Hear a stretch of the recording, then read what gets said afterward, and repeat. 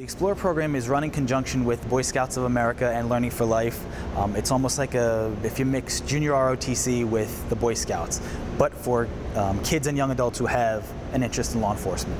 I want to be a police officer when I grow up, and so going through this program, I'm learning about what police officers go through. I learn about the training they go through. It does everything from teaching them public speaking, learning all about law enforcement. They actually get to do ride-alongs. They come out and help out in the community. We go through mock training scenarios.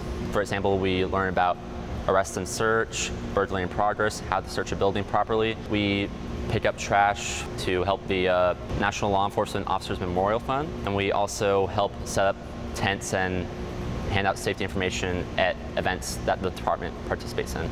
It helps the community see that we're not only helping everybody in Fairfax, but fostering these kids to build relationships within the community.